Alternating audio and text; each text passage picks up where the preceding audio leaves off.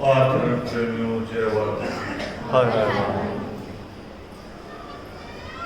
आज का ऐतिहासिक दिन, इतिहास की एक ऐसी घटना जिस घटना का ना हमें ज्ञान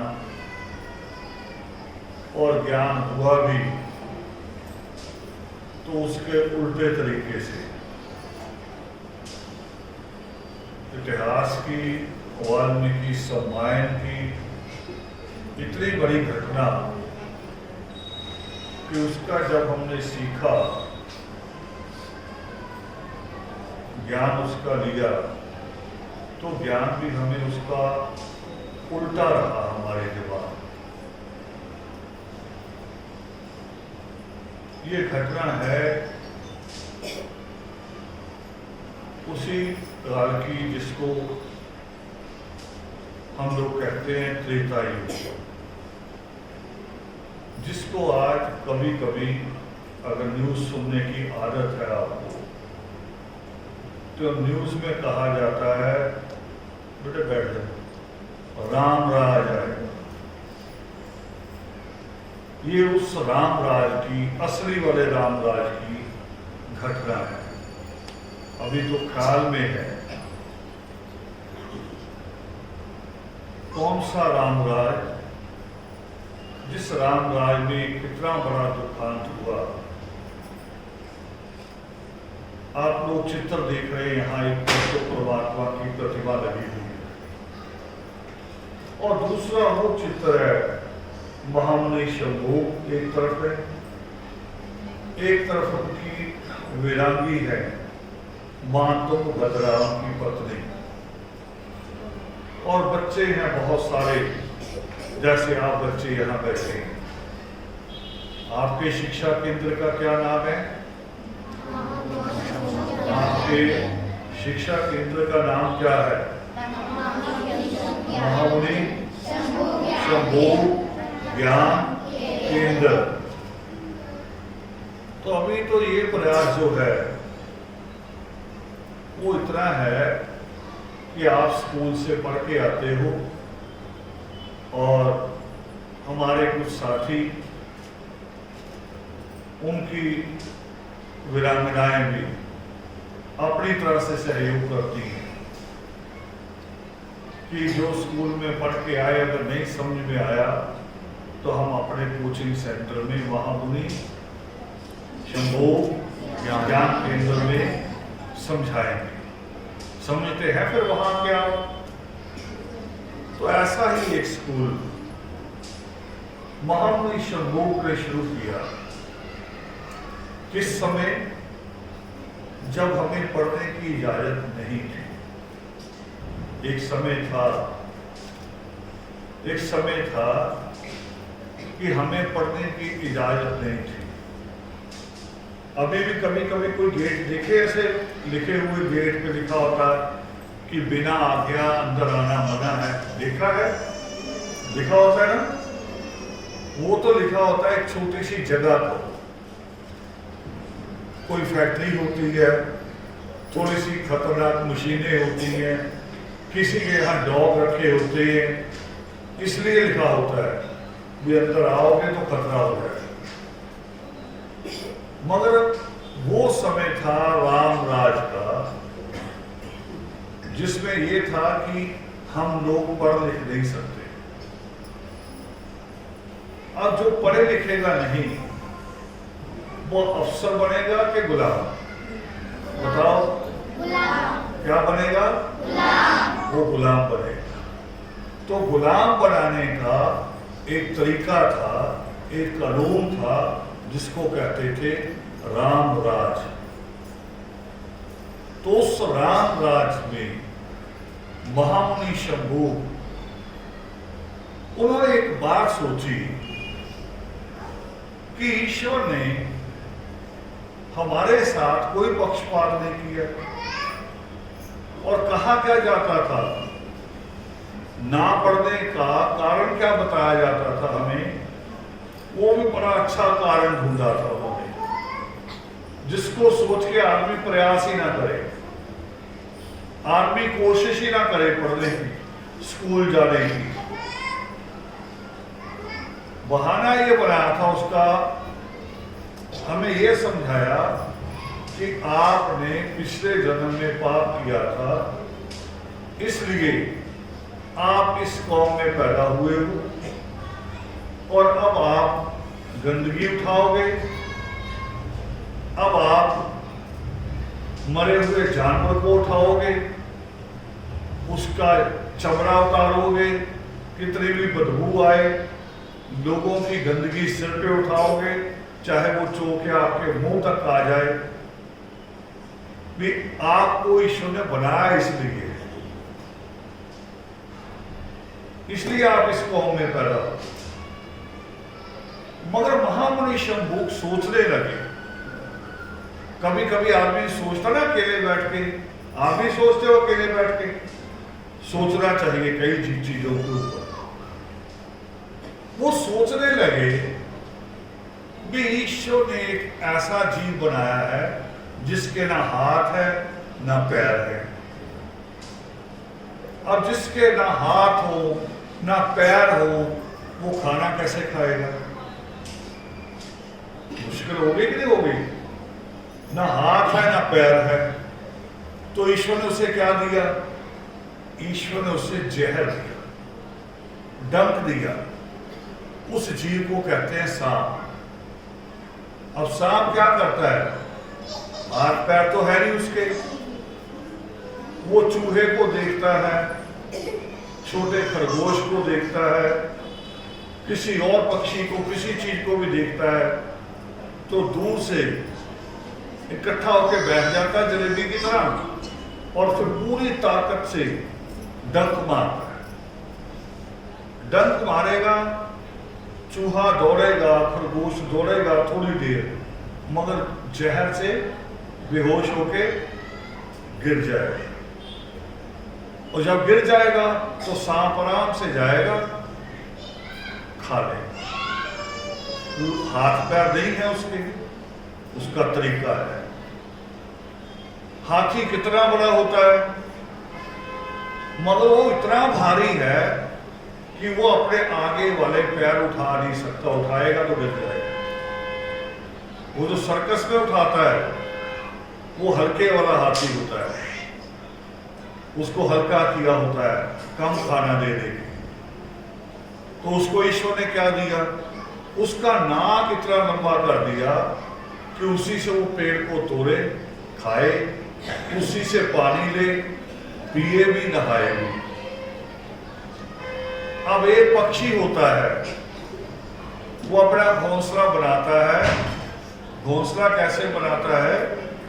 जैसे अभी सर्दियों में आप स्वेटर पहनोगे, जर्सी पहनते हैं, तो जैसे जर्सी बुनी हुई होती है स्वेटर, उसका घोंसला ऐसे बुन के बनता है। अब उसके भी हाथ पैर नहीं है, एक चोंच ही चोंच है, पंजे से वो बुनने का काम नहीं कर सकते, मगर वो एक चोंच से ही पूरे का पूरा घोंसला बनाता है और ऐसे लटकता हुआ घोंसला होता है।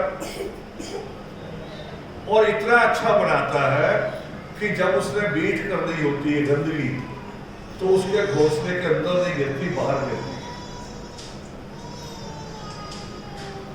तो ईश्वर ने इतनी चीजें बनाई, तो महामुनि शंभुक सोचने लगे कि ईश्वर ने ये सारे जीव बनाए। बेटे एक बार बाहर घुमा के चुप करा दो, डिस्टर्बेंस होती है, थोड़ा सा घुमा लो, आप में से भी पकड़ लो। तो एक और पक्षी होता है ऐसा, जो पक्षी पेड़ के तने को काट के अंदर से कीड़ा निकाल के खाता है। अब देखो, काटने के लिए ना उसके पास हथौड़ी ना आरी, कुछ नहीं होता, चोंच से तोड़ता है उसको। आप पेड़ को ऐसे काट सकते हो हाथ से? नहीं काट सकते ना, नाखून टूट जाएगा। मगर वो अपनी चोंच से करता है, टूटने नहीं देता।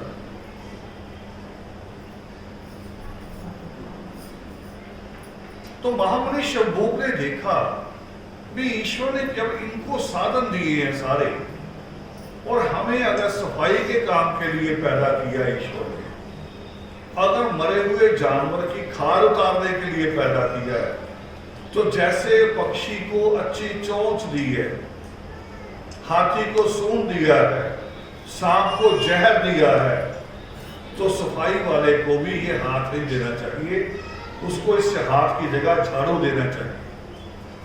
जैसे नाखून बढ़ता है ऐसे तीले बढ़ते रहते हैं। फिर तो लगता भी हाँ कि ईश्वर ने सजा दी,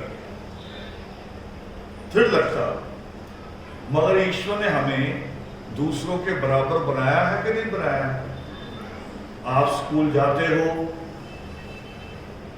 और वहां दूसरे बच्चे भी होते हैं, सिख बच्चा भी होता है, उसके कितने हाथ होते हैं, और आपके भी दो।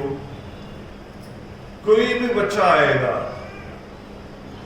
अंग्रेज देखे आपने, अंग्रेज फिल्म में देखेंगे उनके कितने हाथ होते हैं, नीग्रो देखे उनके कितने हाथ होते हैं। तो महामुनि शंभूक ने सोचा हमें बराबर बनाया है, और अलग बनाना होता तो ईश्वर के पास कोई कमी नहीं है, उसके पास कोई कमी नहीं, वो हमें अलग बना सकता था, अलग तरीके,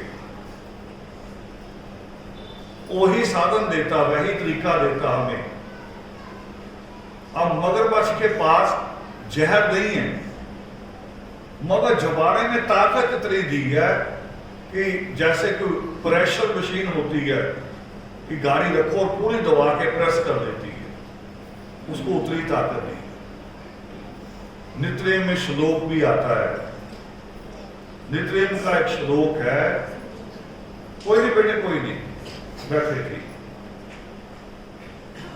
चोन खगो की जैसे घड़े औजार, देखो वही श्लोक जो महामुनि शंभूक ने सोचा। चोंच खगो की जैसे घड़े औजार, शंभूक ऐसे साहिब को धोकर नमस्कार। वो करे उस ईश्वर ने पक्षियों को चोंचे औजार जैसी दी है, तो मुझे झाड़ू क्यों नहीं दिया? मेरा हाथ एक नहीं होना चाहिए था, झाड़ू होता, ये हाथ नहीं होना चाहिए था, यहां वो चमड़ा उतारने वाला रंबी होती। फिर दुनिया को भी लगता कि ये वो लोग हैं जिन्होंने पिछले जन्म में पाप किया था, इसलिए ऐसे पैदा। तो महामुनि शंभूक ने क्या पाया कि ये झूठ है कि हम पिछले जन्म के पापी, या ईश्वर ने हमें कोई सजा दी। अब आप लोग पढ़ रहे हो, क्या बनोगे? क्या बनोगे? गुलाम के अफसर? अफसर बनोगे? बन सकते हो, कोई रोक सकता है? देख लो, यही बात तो महामुनि शंभूक ने सोची कि कोई रोक नहीं सकता। और ये बात कही किसने? ये बात कही सृष्टि करता वाल्मीकि दयावान ने। वो कहते पुरुषार्थ ही दैव है, पुरुषार्थ करो, तुम्हें उसके फल से कोई रोक नहीं सकता। और फल कितना बड़ा भी मांग लो, कितना बड़ा मांग लो, जो इस धरती पे है चाहे वो मांग लो, चाहे वो ब्रह्मांड में है चाहे वो मांग लो। एक जगह लिखा है सृष्टि करता वाल्मीकि दयावान ने कि पुरुषार्थ तुम करो, और तुम्हारे पुरुषार्थ का फल 3 लोगों का भी कोई पदार्थ होगा अगर, तो ईश्वर को तुम्हें देना पड़ेगा। 3 लोग कौन से? जो बीत गया, जो चल रहा है, जो आएगा, और दूसरा ये कि ये वाला लोग जहां हम रहते हैं, पृथ्वी, एक हम कहते हैं आकाश लोग। तो एक लड़की हुई भारत की, क्या नाम है उसका? मैं कई बार नाम लेता हूं, किसका नाम लेता हूं? कल्पना चावला। किसका? कल्पना चावला। कल्पना चावला कहां जाती थी? वो जाती थी मंगल ग्रह को देखने। वही सोच। अब देखो दो चीजें आ रही हैं यहां। एक चीज पंडित डराता है कि तुम पिछले जन्म के पापी हो, एक तो ये डराता है। दूसरा डराता है तेरा मंगल खराब, तेरा बुध खराब, तेरा शनि खराब। दो तरह से डरा रहा है। और कल्पना चावला के साथ क्या हुआ? उसने आपकी तरह बच्चे होते हुए इच्छा बनाई। जैसे आप सोचते हो डॉक्टर बनूंगा, सोचते ना कोई कहता पुरुष बनूंगा, कोई कहता है मैं वकील बनूंगा, कोई कह रहा मैं जज बनूंगा, और कोई कहता है मैं आर्मी में जाऊंगा सिर्फ वहां। तो उसका भी सोच थी कल्पना चावला की कि मैं ये जो तारे नजर आते हैं ग्रह ऊपर, मैं इनको देखना इनके एक बारी है क्या। उसने वही पढ़ाई की और वहां तक पहुंच गई। किसी ने रोका उसे? नहीं रोका। कई बार गई, कई बार आई। फिर मशीन खराब हो जाए, गाड़ी खराब हो जाए, वो तो एक्सीडेंट हो ही जाता है, मगर वो जाती रही। यही बात महामुनि शंभूक ने सोची कि ईश्वर ने कोई पक्षपात नहीं किया। ईश्वर किसी का बुरा नहीं सोचता। ईश्वर ने बुरा सोचा हो तो बराबर के हाथ पैर ना देता। दिमाग भी दिया। सबको हमें समझ आती ना बातें, तो इसका मतलब दिमाग है। फिल्म देखते समझ आती है। जब कोई चुटकुला सुनाता है टीवी पे आप लोग हंसते हो, और जब कोई डरावना सीन आता है तो डरते हो, तो इसका मतलब दिमाग है। दिमाग समझ रहा सारी चीजों को, उसी तरह से हम चल रहे हैं। तो महामुनि शंभूक ने यही सोच के फिर ये स्कूल खोला जंगल में छुप के। आज की तरह नहीं, आज तो हमने देखो कितना खूबसूरत वाल्मीकि अनंत बनाया। क्यों? क्योंकि आज जो युग है वो किसका है? वो युग है बाबा साहब भीमराव अंबेडकर का। वंशरानी बाबा साहब भीमराव अंबेडकर का युग है। और वो युग था जिसको क्या कहते थे? राम का युग, राम राज, जहां हमें पढ़ने का अधिकार नहीं, जहां पढ़ने के लिए जंगल में छुप के पढ़ना पड़ता। और ये बात मैं नहीं कह रहा हूं, ये बात किसने की कही है? हमें किसने बताई? ये बात कही है सृष्टिकर्ता वाल्मीकि दयावान ने। किसने कही? सृष्टिकर्ता वाल्मीकि दयावान ने। और कहां कही? सम्मायन में। कहां? सम्मायन में कही। उसमें लिखा उन्होंने ये बात कि महामुनि शंभूक थे और उन्होंने आश्रम बनाया। और फिर क्या हुआ?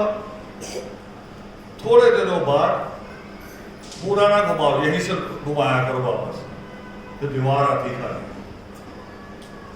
वो बात थी थोड़े दिनों बाद पंडितों को, ब्राह्मणों को पता चल गई। जब पता चल गई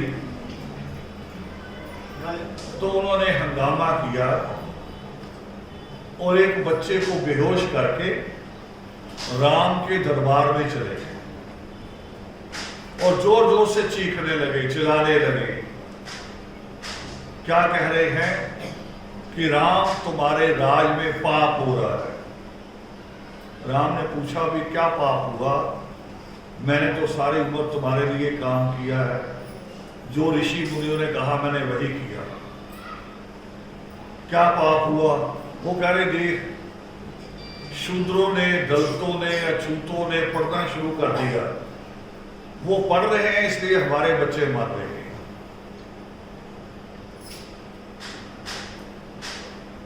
आज भी होता है, आज स्कूल के नाम से भी हो जाता है कभी कभी, और कभी कभी हम मकान ले लें अगर ऐसे इलाके में जो नाका पूरा ब्राह्मणों का है, तो वो भी हंगामा आपस में तय कर लेते हैं कि मकान किसी और के दे दो, इनको नहीं देना। आज भी होता है, हमारी गली में हुआ है, एक मकान के 4 टुकड़े करके बेचे गए, मगर बाहर वालों को दे दिया, हमें नहीं दिया। जबकि मोहल्ला हमारा, हमें नहीं दिया किसी को भी। पूरे जितने हमारे घर हैं सबने मांगा, उनको एक टुकड़ा भी नहीं दिया। आज भी वही उनके दिमाग में, ये नई बात नहीं है। तो बच्चा मार के वहां ले गए और राम से भी कहा कि एक शंभूक नाम का एक आचार्य है। कौन है? महामुनि शंभूक नाम का एक आचार्य है, वो छुपकर बच्चों को पढ़ा रहा है।